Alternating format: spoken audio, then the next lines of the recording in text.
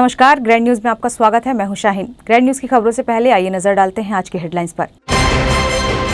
विधायक के बयान के बाद विरोध हो रहा शुरू, भगवान के समतुल्य बताने पर हो रही राजनीति।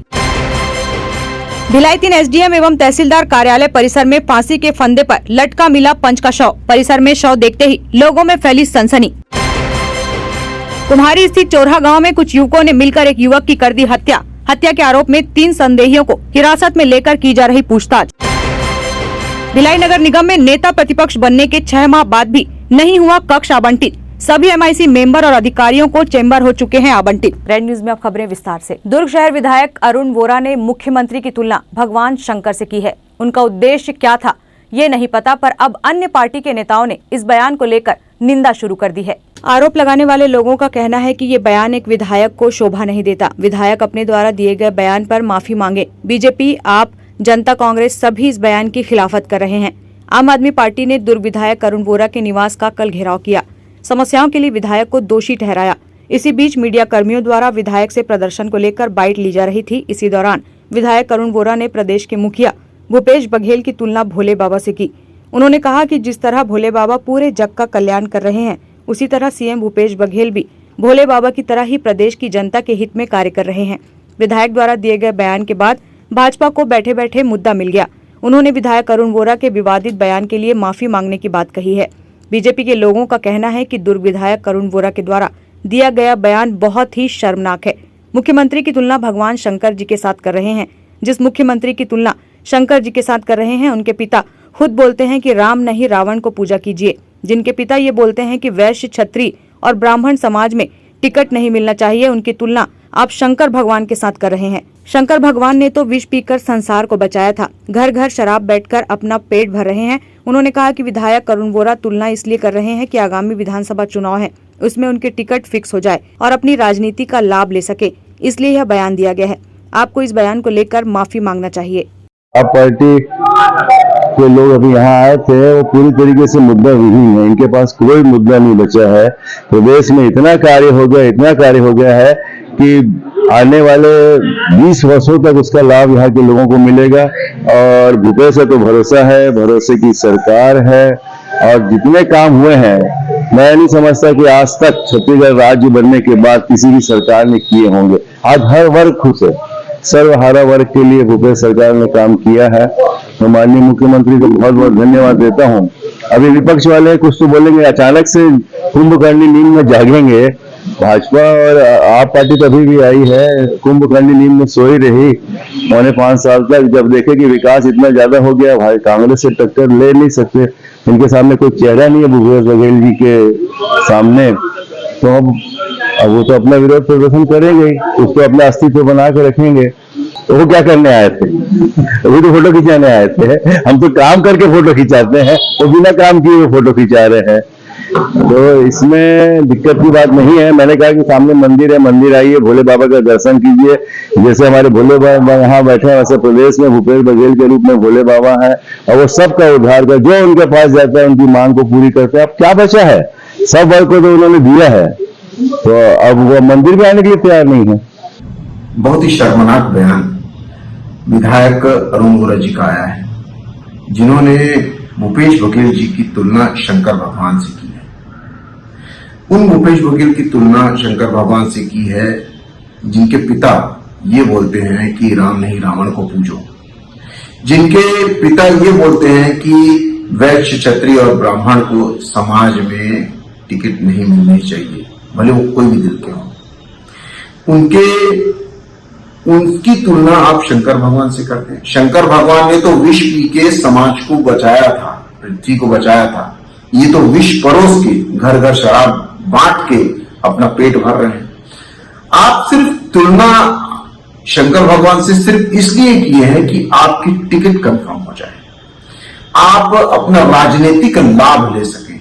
विधायक जी, एक जनप्रतिनिधि की निष्ठा समाज के प्रति होनी चाहिए, अपने क्षेत्र के प्रति होनी चाहिए, अपने प्रदेश और देश के प्रति होनी चाहिए, और जनता के प्रति होनी चाहिए।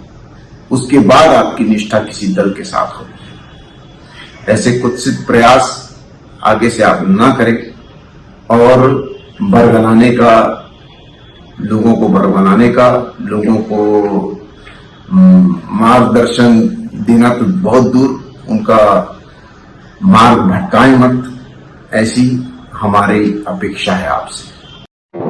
अरुण वोरा जी भूपेश जी को अगर शंकर भगवान का दर्जा देते हैं तो ये बहुत ही निंदनीय है। क्या एक इंसान भगवान बन सकता है? ठीक है, हमें सम्मान करना चाहिए, मगर इसका मतलब ये नहीं है कि किसी को भगवान का दर्जा दिया जाए। और पहली बात ये तो जो भी है, क्या भूपेश सरकार ने इस प्रकार का कोई भी काम किया है जिसके लिए वो भगवान अपने आप को भगवान बनाना चाहते हैं?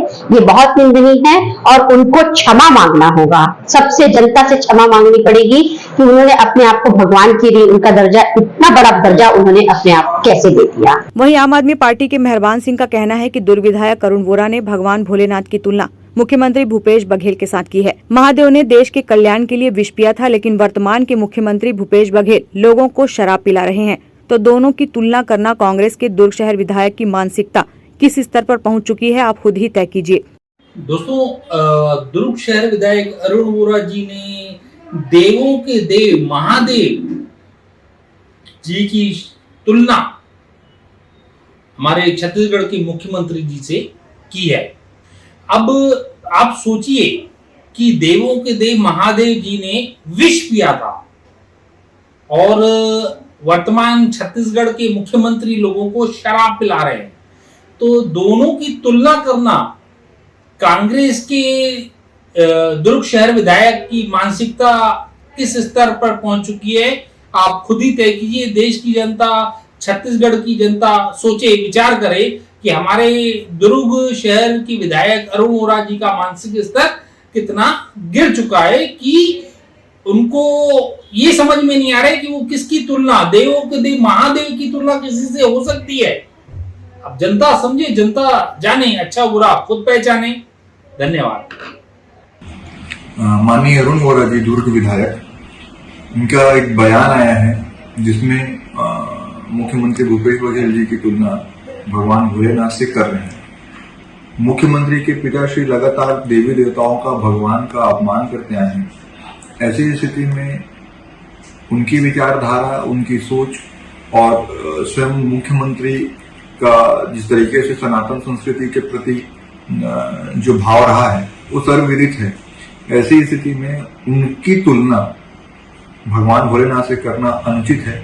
पर किस संदर्भ में माननीय अरुण वोरा जी के द्वारा यह कहा गया है वो तो वही जानेंगे, वही समझेंगे, परंतु भगवान से किसी अन्य व्यक्ति की तुलना करना ये अनुचित है।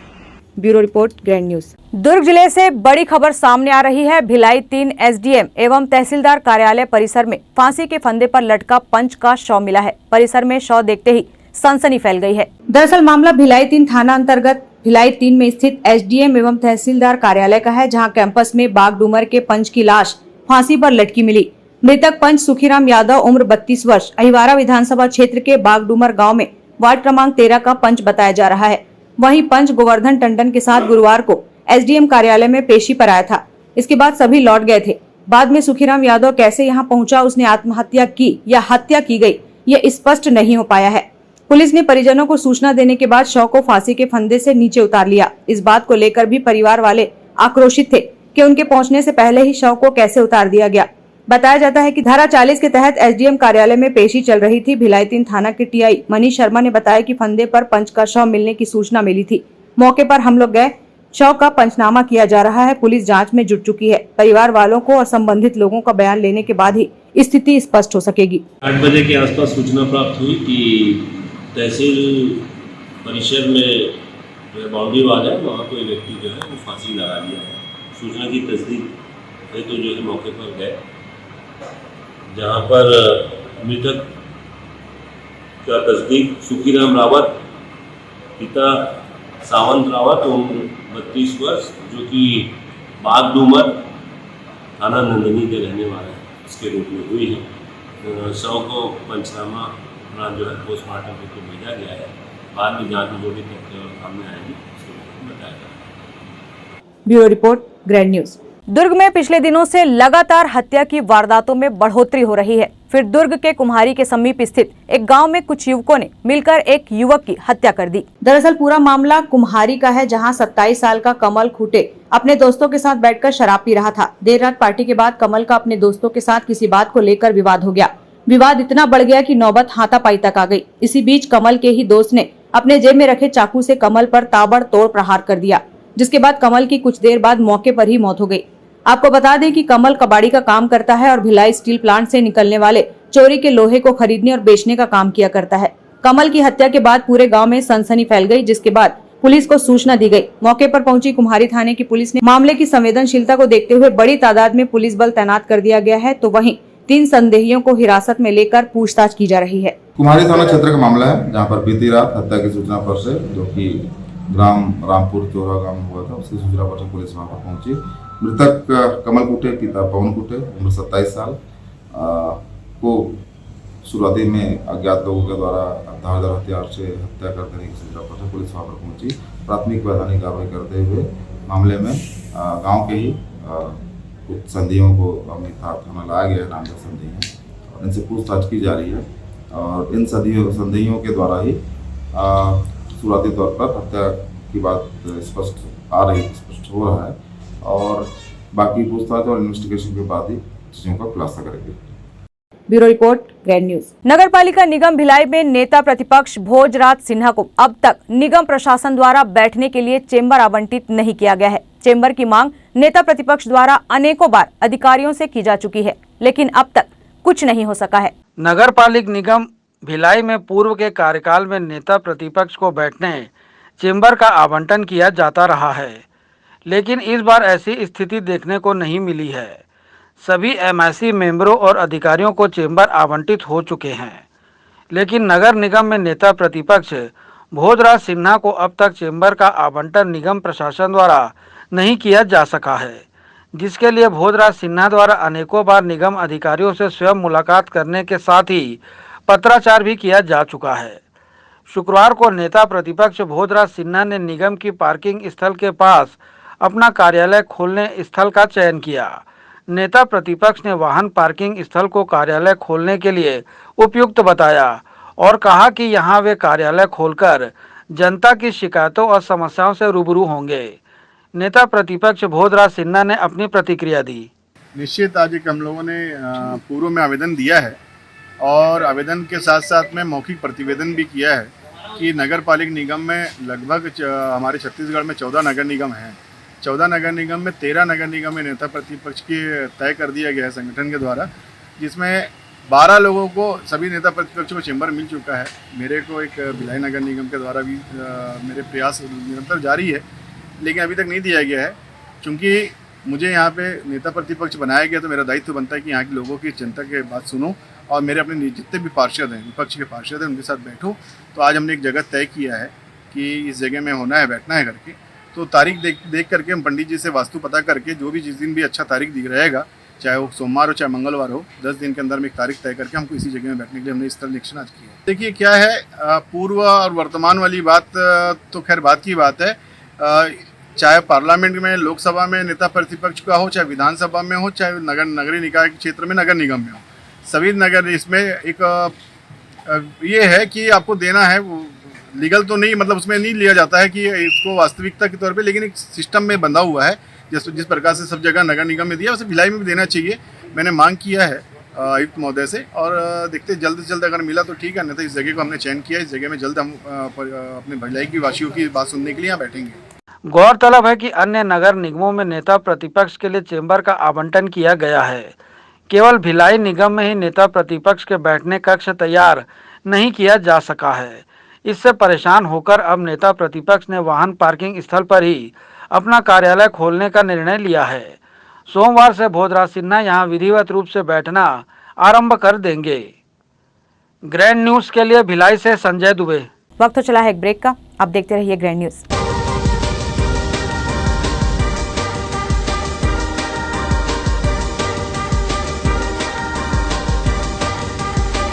In today's busy life, you cannot afford to take time out for everything to be perfect for your marriage.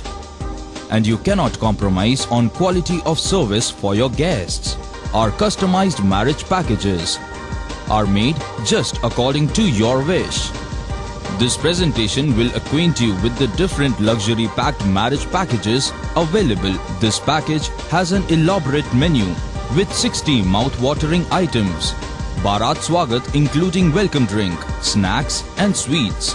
A breathtakingly decorated welcome gate and the arena decorated with flowers. To give you the best colors in view, we organize special light effects for all areas.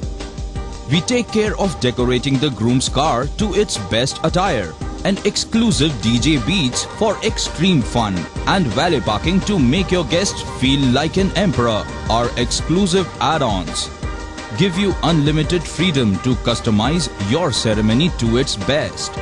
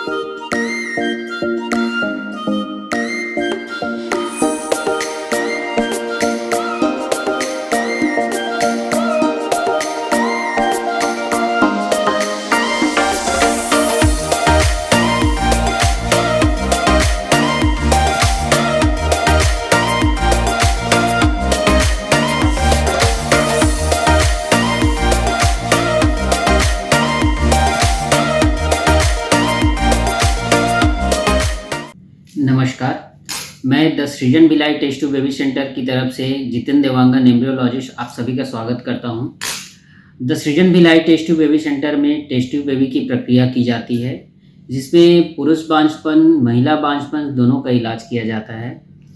हमारे यहाँ अभी 28, 29, 30 जुलाई को शिविर का आयोजन रखा गया है, जिसमें कि गरीब से गरीब वर्ग भी इलाज करा सकते हैं। हमारे यहाँ बहुत से मेडिकल पॉलिसीज़ भी हैं, जिससे गरीब मरीज जो है वो इसके फ़ायदा उठा सकते हैं। हमारे यहाँ जो फैसिलिटीज़ है, सुविधाएं हैं, वो टेस्ट ट्यूब बेबी में किसी मरीज के शुक्राणु कम हैं या नील हैं, उनकी भी इलाज की जाती है। महिलाओं में जिनकी ट्यूब ब्लॉक है, बच्चेदानी में गठान है, अंडेदानी में सिस्ट है, उनकी भी इलाज की जाती है। इन सब सारे चीज़ों को देखते हुए the Srijan Bhilai test tube baby centre 28, 29, 30 को यह शिविर लगाया गया है, जिसमें आप सभी इसका लाभ उठा सकते हैं। इस टेस्ट ट्यूब बेबी में मैं बताना चाहूँगा आपको कि बहुत सारी सुविधाएं हैं, जैसे एम्ब्रियो फ्रीजिंग भी कर सकते हैं, अंडे को भी फ्रीज कर सकते हैं, शुक्राणु को भी फ्रीज कर सकते हैं। इन सारी सुविधाओं को देखते हुए यह शिविर आप लोगों के लिए लगाया जा रहा है। The Srijan Bhilai test tube baby centre में और भी बहुत सारी सुविधाओं का लाभ उठा सकते हैं आप, जैसे कि बांझपन से रिलेटेड लेप्रोस्कोपी की सुविधाएं भी यहाँ पे उपलब्ध हैं। इनके अलावा दूरबीन पद्धति से हर्निया, पित्त की थैली, बच्चेदानी निकालना, यह सारी सुविधाएं भी the Srijan Bhilai test tube baby centre में उपलब्ध है। आप सभी से मैं विनम्र निवेदन करूंगा कि आप 28 से 30 तारीख तक जो शिविर लग रहा है, उसमें मरीज जो है आके इन सब चीजों का फायदा उठा सकते हैं। धन्यवाद। ब्रेक के बाद आपका स्वागत है। भारतीय जनता पार्टी पिछड़ा वर्ग मोर्चा छत्तीसगढ़ के द्वारा दुर्ग संभाग स्तरीय सामाजिक समागम एवं समाज के प्रमुख जनों का सम्मान समारोह कार्यक्रम का आयोजन किया जा रहा है। पत्रकारों को जानकारी देते हुए गजेंद्र यादव और भरत लाल वर्मा ने बताया कि आयोजन भाजपा के प्रदेश प्रभारी ओम माथुर व डॉक्टर रमन सिंह के निर्देश पर हो रहा है। कार्यक्रम के संयोजक गजेंद्र यादव होंगे। समागम कार्यक्रम का उद्देश्य कम जनसंख्या व विभिन्न जातियों एवं पिछड़े वर्ग में आने वाले समस्त जातियों के लोगों एवं समाज प्रमुखों को एक स्थान पर एक समूह में लाकर जोड़ना है। कार्यक्रम में हजारों लोगों के पहुंचने की संभावना है। पूरे दुर्ग संभाग से हमने समाज के प्रमुख लोगों को आमंत्रित किया है जिसमें दुर्ग विधानसभा, दुर्ग जिला और दुर्ग संभाग। दुर्ग संभाग के सारे विधानसभा के 20 विधानसभा के लोग उसमें आएंगे। लगभग 5000 विभिन्न समाज के प्रमुख जन आने की अपेक्षा है। पार्टी पिछड़ा वर्ग मोर्चा छत्तीसगढ़ के माध्यम से संभाग स्तरीय कार्यक्रम पिछड़ा वर्ग कम जनसंख्या जाति समूह का सम्मेलन है। इसके माध्यम से आने वाला 2023 में हम कैसे भारतीय जनता पार्टी को अपने समाज तक स्थापित करें। माननीय नरेंद्र मोदी जी की जो योजना है 9 साल में पिछड़ा वर्ग समाज के लिए बहुत सारे जन कल्याणकारी योजना माननीय नरेंद्र मोदी जी के माध्यम से संचालित है। इस योजनाओं को हम कैसे समाज के लोगों को लाभ दिला सके, इस योजना के उद्देश्य को लेकर यह कार्यक्रम बहुत है। और आने वाले 12 तारीख को हमारे राष्ट्रीय नेतृत्व, हमारे पिछड़ा वर्ग मोर्चा के सम्माननीय अध्यक्ष आदरणीय डॉक्टर के लक्ष्मण जी, राष्ट्रीय महामंत्री संगम लाल गुप्ता जी, हमारे पूर्व मुख्यमंत्री डॉक्टर रमन सिंह जी, हमारे प्रदेश के सम्माननीय अध्यक्ष अरुण साव जी और हमारे केंद्रीय मंत्री मनसुख मांडविया जी सहित हमारे प्रदेश के शीर्ष नेतृत्व और हमारे संभाग के सभी पूर्व सांसद, पूर्व विधायक, पूर्व मंत्रीगण और हमारे ओबीसी मोर्चा के समाज प्रमुख के साथ साथ हमारे भारतीय जनता पार्टी के पिछड़ा वर्ग समाज के सभी कार्यकर्ता बंधु यहाँ उपस्थित रहेंगे। इन्हीं देश को लेकर यह कार्यक्रम होता है। ग्रैंड न्यूज के लिए ब्यूरो रिपोर्ट। शहर में घूमते आवारा मवेशियों की धरपकड़ को लेकर नगर निगम द्वारा लंबे समय से रोका छेका अभियान चलाया जा रहा है। बावजूद इसके सड़क पर घूमते आवारा मवेशी अभियान की पोल खोल रहे हैं।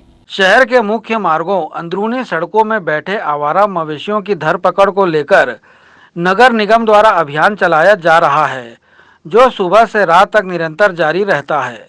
बावजूद इसके शहर के मुख्य मार्गों और अंदरूनी क्षेत्रों में सड़क पर बैठे आवारा मवेशी नगर निगम के अभियान की पोल खोल रहे हैं।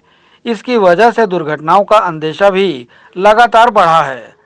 आवारा मवेशियों की धरपकड़ में लगे कर्मचारी भी मवेशियों को पकड़ने खौफ खाने लगे हैं। आवारा मवेशियों को पकड़ने के दौरान कुछ कर्मचारियों के चोटिल हो जाने की भी जानकारी मिली है। अब तो मवेशी 4 लेन भी अपना कब्जा कर चुके हैं। इनको पकड़ने के दौरान हाईवे में ट्रैफिक जाम हो जाता है। बावजूद इसके आवारा मवेशी कर्मचारियों को चकमा देकर भाग निकलते हैं। ऐसा ही हाल शहर की अंदरूनी सड़कों का भी है। आवारा मवेशियों ने सड़कों को गोठान में तब्दील कर रखा है। अभियान की जानकारी नगर निगम के जनसंपर्क अधिकारी शरद दुबे ने दी। आयुक्त श्री रोहित व्यास जी के निर्देश पर नगर निगम के संपूर्ण क्षेत्र में रोका छेका अभियान के तहत आवारा मवेशी जो सड़क में बैठकर एवं आवारा रूप से घूमकर यातायात को प्रभावित करते हैं, जिससे सड़क दुर्घटना की संभावना बनी रहती है, इस पे कार्रवाई करते हुए नगर पालिका निगम भिलाई का दस्ता अभी तक 211 मवेशियों को इस हफ्ते में पकड़कर गोठान में रखा जा रहा है, जहां जानवरों के लिए चारा और पानी एवं सेट छाए के लिए सेट का निर्माण किया गया है, जिसमें उनको सुरक्षित रखा गया है।